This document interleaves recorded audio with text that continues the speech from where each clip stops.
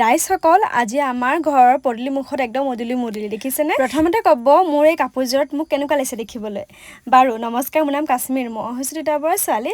আজি মোৰ একদম কি ক'ম আৰু, আজি মই কইনা আৰু এইফালে আছে মোৰ লগত দৰা।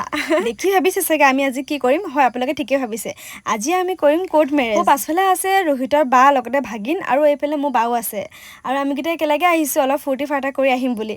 বাৰু আজি সকলোৱে মনটো বহুত বেছি ভাল, কিয়নো ইমান দিন ভাল পোৱাৰ পাছত আজি এটা শুভ কাম হ'বলৈ গৈ আছে বহুত দিনৰ পাছত। আচলতে কোৰ্ট মেৰেজটো আমাৰ কাৰণে কোনো দৰকাৰ নাছিলে। পাপাইতো বহুতবাৰ কৈছিলে, মানে মোৰ হ'বলৈকে পাপাই বাৰে পাতি কৈছে তহঁতৰ তাৰ কোৰ্ট মেৰেজ দৰকাৰ নাই, আজি 8 বছৰে তহঁতি একো কাজিয়া পেচাল নকৰাকৈ ইমান দিনে আছ, এতিয়া থাকিব পাৰিবি।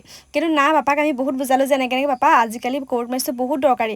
সেইকাৰণে এনেকৈ অলপ বুজাই মেলি চবকে কৰিছোঁ, যিহেতু মানে মোক লৈ পাপাহঁতৰ কোনো প্ৰব্লেম নাই, ৰোহিতক লৈ আমাৰ পাপাহঁতৰ মাহঁতৰ কোনো প্ৰব্লেম নাই, আমাৰ ঘৰৰ পৰা একো প্ৰব্লেমেই নাই। কিছুমান কথা থাকে দিয়কচোন, মই যিহেতু মেকআপৰ কাৰণে ৰোহিতক ক'ৰবাত নিয়া হয় বা কিবা এটা ক্ষেত্ৰত আমি ক'ৰবাত যাবলগীয়া হয়, কেতিয়াবা দৰকাৰ হৈ যায়, ভাবিলোঁ কোৰ্ট মেৰেজটো কৰি থওঁ। আৰু এইপিনে লিখিছে নহয় আঙুলি মই গন্তি কৰিছিলোঁ, মানে মানুহ গন্তি কৰিছিলোঁ কিমাননো আহিছে কি কথা মোৰ লগত, মানে আমাৰ লগত।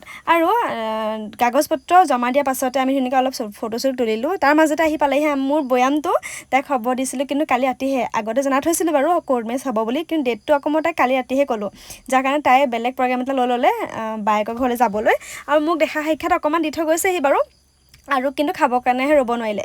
তাই ধুনীয়াকৈ মাতষাৰ দি ধুনীয়াকৈ পৰাণ্ডাৰ সৈতে গ'লগৈ। তাৰপাছতে আকৌ আমাক মাতিলে অফিচত।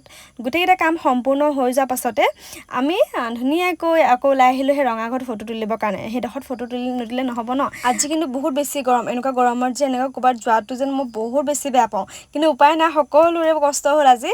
আৰু ধুনীয়াকৈ কামখিনি হৈ গ'ল। আৰু এই দেখিছেনে ফেশ্বন কিন্তু দিবলৈ নেৰোঁতেই গাইছে, ইমান গৰমতো চুলি মেলি ইয়াত দেখিছেনে চুলি ফনিয়াই আছোঁ মানে ফটো তুলিবৰ কাৰণে। আৰু মই আজি যোনজনী বাক লৈছিলোঁ কোৰ্ট মেৰেজটো কৰাই দিবৰ কাৰণে, এডভকেট বাজনী, কিন্তু আমাৰ ঘৰৰে হয়। তাইক আপোনালোকে কণ্টেক্ট কৰিব পাৰিব, খুব ধুনীয়াকৈ একদম কামখিনি কৰিব পাৰে, আৰু ৰিলেশ্যনো হয় তাই মোৰ, মানে জেঠাই ছোৱালী হয়।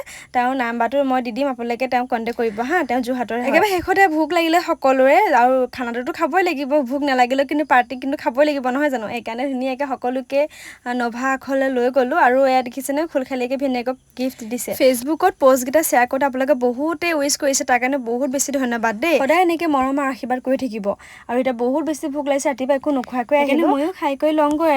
আৰু কোৰ্ট মেৰেজ কৰিবলৈ বহুতকে মই নিব নোৱাৰিলোঁ, মানে ঘৰৰ মানুহ, যাৰ কাৰণে কোনেও যাতে মোক বেয়া নাপায়। আকৌ ডাঙৰকৈ যেতিয়া বিয়া পাতিম তেতিয়া সকলোকে মাতিম দেই। বাৰু আজিলৈ আহিছোঁ নতুন ভিডিঅ'লৈ, সকলোকে লগ পাই আছোঁ। ভিডিঅ'টো শেষ হোৱালৈকে চাই থেংক ইউ।